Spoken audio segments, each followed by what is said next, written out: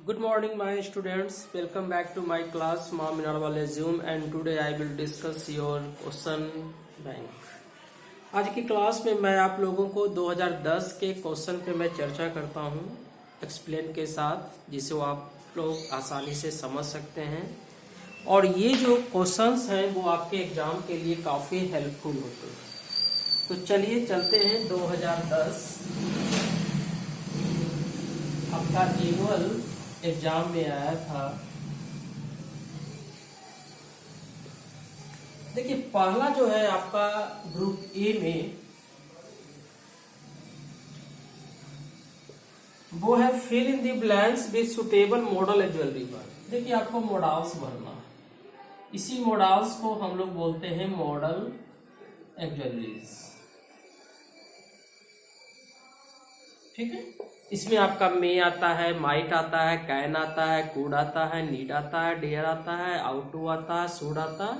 तो आपको इन सभी में से जो आपको सबसे एप्रोप्रिएट रहता है उसे आपको भरना है। जैसे देखिए पहला है आपका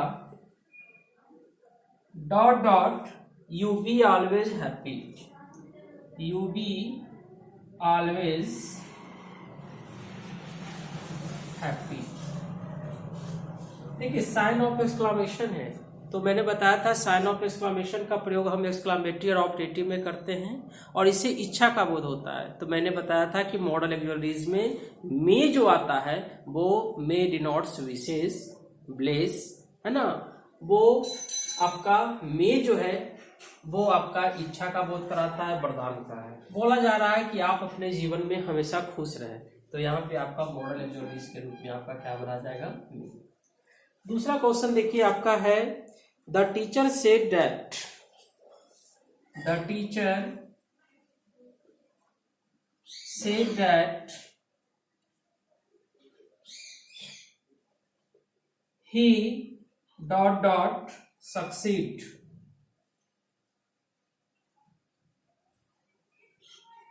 शिक्षक ने कहा कि वह अवश्य पास करेगा। देखिए अवश्य का है, जहां चाहिए रहेगा वहां शुड का प्रयोग करेंगे, जहां अवश्य चाहिए रहेगा वहां पे मस्ट का प्रयोग करेंगे। तो यहाँ पे मॉडल एक्सुअलिटीज के रूप में क्या बनेंगे, मस्ट। सी नंबर में देखिए dot dot U lift this box. Dot dot dot U lift this box. क्या आप इस बक्से को उठा सकते हैं। अब देखिए इसमें सामर्थ्य का बोध हो रहा है, तो मैंने बताया था कि वैसा मॉडल एक्सुअली जो सामर्थ्य का बोध कराता है, कैपेसिटी का बोध कराता है, उसके लिए क्या आता है, तो उसके लिए कैन आता है। तो इसका सही एग्जाम्पल होगा आपका कैन। ठीक है, तो इस प्रकार ग्रुप ए का आपका पहला नंबर क्वेश्चन आपका सोल्व हो गया। क्लियर होगी। अब दूसरा नंबर की ओर देखते हैं। Change the following sentences into indirect speech. देखिए नरेशन आपको बनाना है, इनडायरेक्ट स्पीच में आपको कन्वर्ट करना है। ठीक है, indirect change into indirect speech. ठीक है, देखिए आपका एग्जांपल है the teacher said comma inverted comma start honest labour never goes in vain। ठीक है, आपका यही क्वेश्चन है। ठीक है, थोड़ा ऊपर लिखते हैं क्योंकि कट रहा है। तो देखिए आपका पहला क्वेश्चन था कि द टीचर सेड, शिक्षक ने कहा कि कभी भी ईमानदारी से किया गया मेहनत बेकार नहीं जाता। ठीक है, तो आप इसको करिए क्या। देखिए बनाते कैसे हैं। देखिए कॉमा इन्वर्टेड कॉमा के जो बाहरी का जो पार्ट होता है उसको रिपोर्टिंग वर्ब बोलते हैं, और जो कॉमा इन्वर्टेड कॉमा के अंदर का जो पार्ट होता है उसको हम रिपोर्टेड स्पीच करते हैं। तो क्वेश्चन कह रहा है द टीचर सेड। देखिए असर्टिव सेंटेंस है, तो असर्टिव सेंटेंस में जो का त्यों लिख देंगे द टीचर सेड। देखिए अगर सेड के बाद ऑब्जेक्ट रहता तो टोल्ड में बदलते हैं, लेकिन सेड के बाद कोई ऑब्जेक्ट नहीं है इसलिए सेड को सेड में रहने देंगे। उसके बाद ये असर्टिव सेंटेंस है ना। और असर्टिव सेंटेंस में कैसा वाक्य है, असर्टिव सेंटेंस में यूनिवर्सल ट्रूथ का वाक्य है। तो कॉमा इन्वर्टेड कॉमा को सबसे पहले डायरेक्ट में बदल देंगे और ईमानदारी से किया गया मेहनत कभी बेकार नहीं जाती, ना पहले जाती थी, ना अब जा रही है, ना आने वाले समय में जाएगी। अर्थात यह असर्टिव सेंटेंस का यूनिवर्सल ट्रूथ का वाक्य है, इसलिए इसमें हम टेंस संबंधित भी परिवर्तन नहीं करते। तो इसका बना लेंगे honest labour never goes in when. देखिए रिपोर्टेड स्पीच में जब हम बनाते हैं तो 3 तरह का परिवर्तन करते हैं, change of person, change of tense और अदर चेंजेस। ये डिपेंड करता है कि वो सेंटेंस कैसा है। क्योंकि ये यूनिवर्सल ट्रूथ का वाक्य था, इसमें ना तो कोई पर्सन आया ना कोई टेंस आया, टेंस आया भी, नेवर जो आया टेंस, तो वो सेट के रहने के बावजूद भी उसको हम V1 में ही बनाए, क्योंकि ये यूनिवर्सल ट्रूथ का वाक्य है। चलिए दूसरा जो क्वेश्चन है आपका, जो आया था आपका नरेशन का, वो है आपका my mother said comma inverted comma start put on warm clothes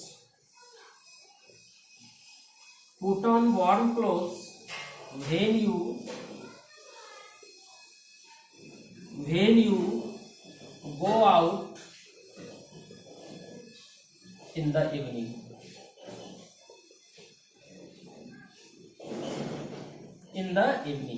देखिए साइन ऑफ एक्सक्लेमेशन इसमें नहीं है, नहीं साइन ऑफ इंट्रोगेशन नहीं है, क्योंकि वेन जो है वो बीच में है। वेन का मतलब यहाँ पे कब नहीं है, वेन का मतलब यहाँ पे जब है। कह रहे हैं मेरी माँ ने कहा पुट ऑन वार्म क्लोथ्स, गर्म कपड़े पहन लेना जब तुम शाम में बाहर निकलना। तो देखिए माँ क्या करती है, माँ आपको कह रही है, तो वहां पे माँ आपको एडवाइस दे रही है, ऑर्डर भी दे सकती है। तो जहां पे कंफ्यूजन लगे कि रिपोर्टिंग वर्ब में क्या होना चाहिए, ऑर्डर होगा कि रिक्वेस्ट होगा, क्या होगा, ठीक है, तो वहां पे आप आस्क का भी प्रयोग कर सकते हैं। वैसे मेरे विचार से इसमें होना चाहिए माई मदर ऑर्डर। देखिए ऑर्डर क्यों लाए, ऑर्डर लाने के लिए आपके रिपोर्टेड स्पीच के मीनिंग्स को समझना होगा। मीनिंग्स को समझने के बाद पता चला कि इसमें क्या चीज का बोध हो रहा है, आदेश का। माँ कर रही है इसलिए ऑर्डर का बोध हो रहा है, क्योंकि सेड है इसलिए ऑर्डर में हमने क्या लगा दिया, ईडी। ये वाक्य आपका इंपरेटिव सेंटेंस है जिससे कमांड का बोध होता है। उसके बाद कॉमा इन्वर्टेड कॉमा को टू में बदल दीजिए, है ना। उसके बाद पुट ऑन फ्रेज है, जो का क्यों लिख देंगे, put on warm clothes when, है ना, व्हेन लिख लिए, यहाँ तक क्लियर हो गया। उसके बाद देखिए करना क्या है, उसके बाद आपको मुलाकात हो गया यू से। यू आपका क्या सेकेंड पर्सन है, second person change into object. अब देखिए ऑब्जेक्ट इसमें कुछ है नहीं, सेट के बाद कहीं ऑब्जेक्ट दिख रहा है, नहीं दिख रहा है। तो ऑब्जेक्ट में लोग प्राय मी मान लेते हैं, लेकिन मी मानने के पहले आपको देखना पड़ेगा कि इसका सब्जेक्ट क्या है। माई मदर है, माई मदर मतलब थर्ड पर्सन है, तो जब थर्ड पर्सन रहता है सब्जेक्ट के रूप में तो ऑब्जेक्ट में हम लोग क्या मानते हैं, फर्स्ट पर्सन मानते हैं। तो मी मानते हुए यहाँ पे आई लिखेंगे, ठीक है। उसके बाद देखिए इसमें आपने क्या किया, चेंज ऑफ पर्सन चेंज कर दिया। उसके बाद बचा गो आउट। गो आउट देखिए V1 है, यहाँ पे आपका रिपोर्टिंग वर्ब सेड है, तो इसके अनुसार क्या आ जाएगा, went out, went out in the evening, ठीक है। इस प्रकार से आपका ये भी बन गया। तीसरा जो आपका नरेशन है वो है आपका the doctor said to the patient, the doctor said to the patient comma inverted comma start do you have a pain in the chest, ठीक है। Sign of interrogation inverted comma. अब देखिए the doctor said to the patient, doctor ने patient से कहा क्या तुम्हारे सीने में दर्द है। अब देखिए डॉक्टर यहाँ पे एडवाइस नहीं दे रहा है, यहाँ पे डॉक्टर जो है वो उससे प्रश्न पूछा जा रहा है। इंट्रोगेटिव सेंटेंस है, क्योंकि देखिए साइन ऑफ इंट्रोगेशन है। तो इंट्रोगेटिव सेंटेंस को कैसे बनाएंगे, सबसे पहले द डॉक्टर लिख देंगे सब्जेक्ट। उसके बाद डॉक्टर इसमें कमांड नहीं दे रहा है, उसे पूछ रहा है, तो सेट को किसमें बदल देंगे, आस्क। सेम टू को बदलते हैं तो ये आस्क में है, कभी भी आस्क के बाद टू मत बदलिएगा, तो आस्क द पेशेंट हो गया। उसके बाद देखिए ये आपका इंट्रोगेटिव पैटर्न है। तो इंट्रोगेटिव पैटर्न को हम 2-3 तरह से बनाते हैं। अगर कोई एक्सक्लेमेटरी वर्ब से स्टार्ट होता है तो कॉमा, इन्वर्टेड कॉमा को इफ में बदल देते हैं, तो इफ में बदल दिए। उसके बाद देखिए इंट्रोगेटिव पैटर्न में सहायक क्रिया पहले आता है, सब्जेक्ट बाद में आता है। तो जब हम उसको असर्टिव पैटर्न में बदलते हैं, याद रखिएगा जब भी हम डायरेक्ट स्पीच से इनडायरेक्ट स्पीच में चेंज करते हैं तो सेंटेंस कैसा भी रहे उसको हम असर्टिव मोड में बदल देते हैं। तो यहाँ पे डू पहले है, यू बाद में, तो पहले सब्जेक्ट का काम करते हैं। देखिए यू है, second person change into object, object में पेशेंट है, पेशेंट थर्ड पर्सन के लिए यहाँ पे हम क्या लगाएंगे, ही। उसके बाद देखिए डू है ना, do have a pain in the chair and the chest, है ना, तो इसका बनाएंगे the doctor asked the patient if, यहाँ पे क्या लगाएंगे, had, he had a pain in the chest. Sorry थोड़ा सा मिस्टेक हो गया यहाँ पे, ही डिड,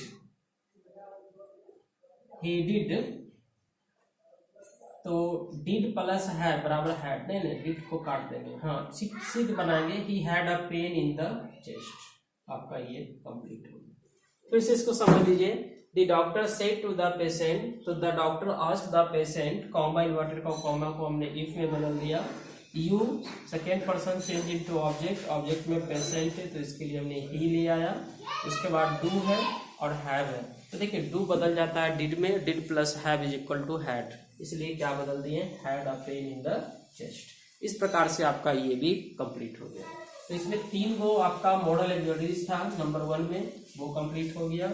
उसके बाद 3 गो आपका नरेशन था, वो भी कंप्लीट हो गया। अब चलते हैं आगे कड़ी की ओर।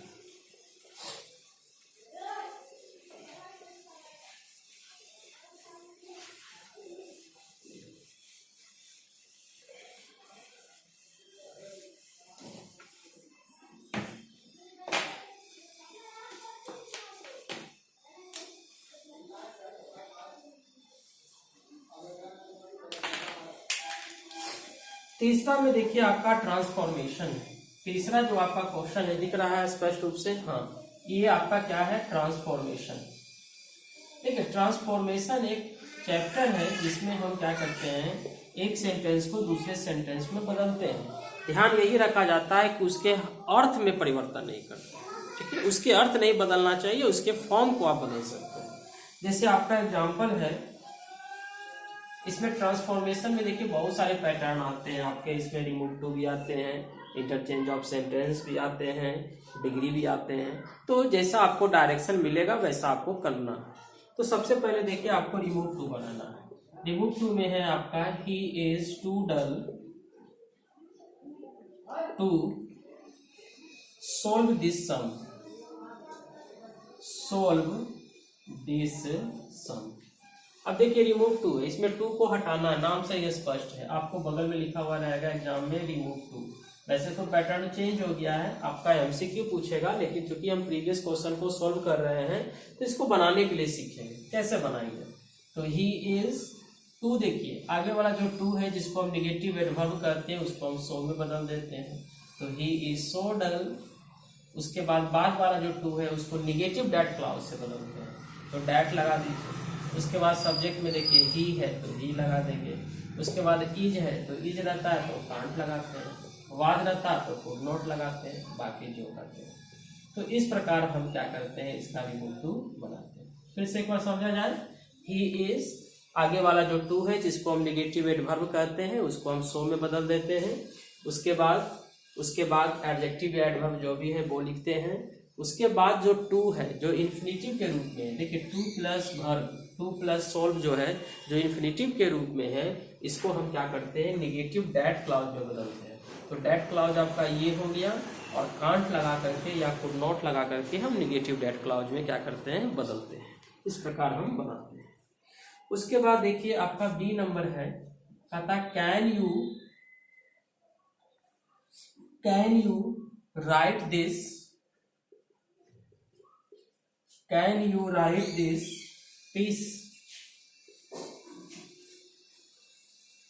ठीक है, ये आपको बदलना है असर्टिव में। कहते हैं क्या आप इस पीस को लिख सकते हैं। देखिए ये है इंट्रोगेटिव मोड में, क्योंकि देखिए एक्चुअली वर्ब पहले है, साइन ऑफ इंट्रोगेशन बाद में, ठीक है। इसको बदलना असर्टिव में, तो सबसे पहले क्या कीजिए, ये जो सब्जेक्ट है उसको लाते हैं, क्योंकि असर्टिव का स्ट्रक्चर क्या होता है, सब्जेक्ट से होता है, यू लगा देंगे। उसके बाद जब हम इंट्रोगेटिव से असर्टिव बनाते हैं तो पॉजिटिव निगेटिव का विचार करते हैं।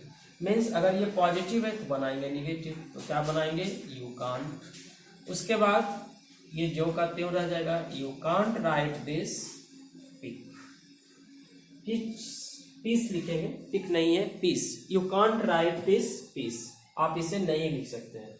तो बस ध्यान यही रखिएगा कि जब इंट्रोगेटिव से असर्टिव बनाते हैं तो पहले सब्जेक्ट को लिखेंगे, उसके बाद जो है हेल्पिंग वर्ब को लिखेंगे, ठीक है। अब देखिए इसी का सी नंबर क्या डायरेक्शन दे रहा है, कहता है कंपैरेटिव में बनाइए। जैसे देखिए गोल्ड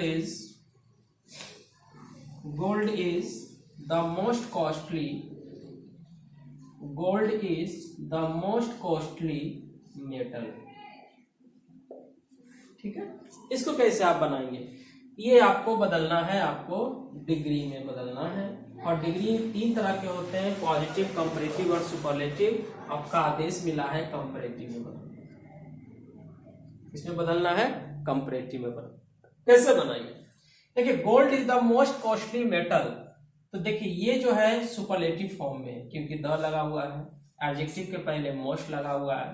तो जब सुपरलेटिव को हम कंपैरेटिव में बदलते हैं तो सब्जेक्ट स्थिर रहता है, तो गोल्ड को गोल्ड रहने देंगे।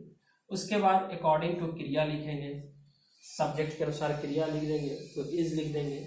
उसके बाद पॉजिटिव नेगेटिव का विचार नहीं करते हैं, बल्कि ये जो सुपरलेटिव फॉर्म ऑफ एडजेक्टिव जो है उसको हम किस में बदल देते हैं, कंपैरेटिव फॉर्म ऑफ एडजेक्टिव में बदल देते हैं। तो बना देंगे गोल्ड इज मोर कॉस्टली, ठीक है। और जैसे सुपरलेटिव का बॉडीगार्ड द होता है, द लगता है, वैसे ही कंपैरेटिव में दैन लगाते हैं, ठीक है, दैन। और ये साधारण द वाला है, अगर वन ऑफ द लगा रहता तो मोस्ट अदर में बदलते हैं, और केवल द रहेगा तो उसमें एनी अदर मेटल। तो इस प्रकार हम इसका कंपैरेटिव बनाते हैं। फिर से समझ लीजिए, क्योंकि इसमें द लगा हुआ है, इट मीन्स ये सुपरलेटिव फॉर्म है।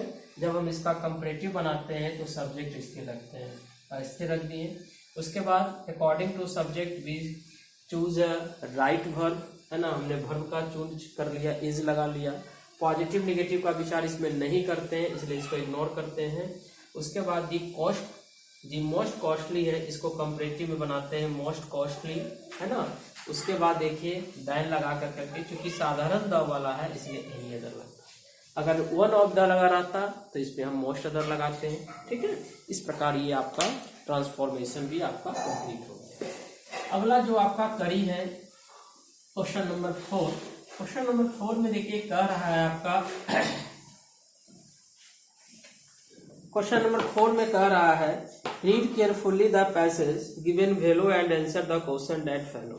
इसमें आपका क्या है कि इसको एक प्रकार का समझ लीजिए, एक पैसेज है जो दिया हुआ है, इसको आप लोग पढ़िए, कंप्रीहेंशन टाइप का है, इसको पढ़िए और दिए गए प्रश्नों का उत्तर दीजिए। तो ये मैंने आपको अपने क्लास में बताया हूँ, इसको पढ़िए, ठीक है, और उसके जवाब को लिखिए।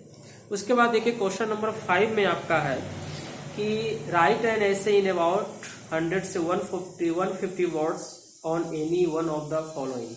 आपको 4 में से किसी पे भी 100 से 150 शब्दों में लिखना है, जैसे टेररिज्म है, education of a girl child है, life of the old man है, इंपॉर्टेंस ऑफ बुक्स है। तो ये सब मैंने आपको पैराग्राफ राइटिंग में भेजा हूँ, उसको आप लोग लिख लेंगे। उसके बाद देखिए 6 नंबर में है make a precis of the following passage and given a suitable title. देखिए प्रीसिस है, इसमें करना क्या होता है कि जितने भी ये सारे लेटर्स हैं, है ना, जितने भी आपके ये लेटर्स नहीं, जितने भी आपके वर्ड्स हैं इस पैसेज में, उसको गिन लेना है। गिनने के बाद क्या करना है, 1/3 कर देना है, 1/3 कर करके ही लिखना है। जैसे मान लीजिए आपका कोई पैसेज 150 शब्दों का है, तो आप उसको ज़्यादा से ज़्यादा कितना में लिखेंगे, ज़्यादा से ज़्यादा उसको 50 शब्दों में ही आपको लिखना है। 52 हो सकता है, 53 हो सकता है, लेकिन कम नहीं हो सकता है, लेकिन 60 नहीं हो सकता है। तो सबसे पहले जितना भी पैसेज में वर्ड्स हैं उसका हम 1/3 कर लेंगे, ओके। उसके बाद इस पैसेज को ध्यान से पढ़िए, है ना, और पता लगाइए कि ये किस चीज पे टॉपिक है। जैसे देखिए लिखा है some people consider that man is becoming the slave of the machine. पहला ही लाइन से पता चल गया कि ये मशीनों की गुलामी पे है, तो इसको हम टॉपिक एक ढूंढना है। तो ये आपका लगभग 6 नंबर का आता है, जिसमें 7 नंबर का आता है, जिसमें टाइटल पे ही केवल 3 नंबर आता है। तो एक अच्छा सा अगर आप टाइटल ढूंढ लेते हैं, जैसे आप इसमें एक टॉपिक आप यहीं पे लिख सकते हैं, the slave of the machine, ठीक है, मशीनों की गुलामी या डिपेंडेंसी ऑन मशीन। इस प्रकार के हम टॉपिक को, इस प्रकार का टाइटल को हम लोग लिखते हैं तो हमको 3 नंबर मिल जाता है। बाकी जितने भी इसमें सारे जो वर्ड्स, जो सारे सेंटेंस आया है, उसको हम एब्रिविएट कर देंगे, उसको शॉर्ट कर देंगे, ठीक, 50 शब्दों में। तो इस प्रकार से हमारा ये पैसेज लिखा जाता है। उसके बाद देखिए use the following phrases in sentence of your own so far as to bring out their meaning clearly. कहता है कि आगे जो आपका जो फ्रेज है, उस फ्रेज को आप ऐसे हल कीजिए ताकि उसके जो अर्थ है वो क्लियर हो जाए। जैसे आपका है पुट ऑफ नहीं है, गलती से मिसप्रिंट कर दिया है, पुट ऑफ। पुट ऑफ का मतलब होता है बुझाना,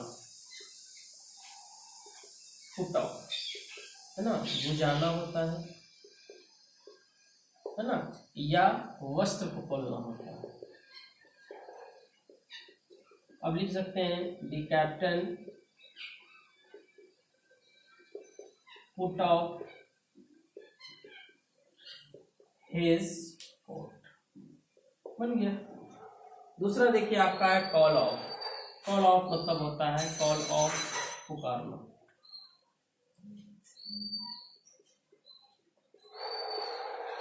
हर मदर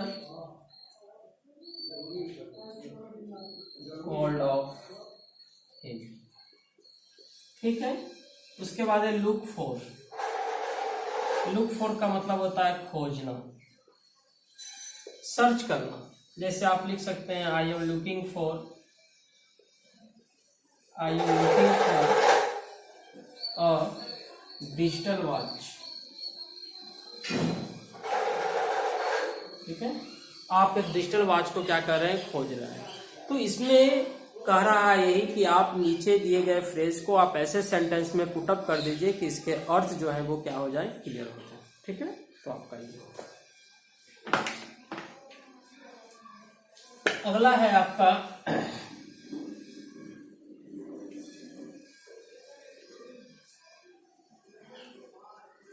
जोड़ना है, ठीक है, कंबाइन करना। 8 नंबर में आपका है combine the following sentences, combine the following sentences into one sentences,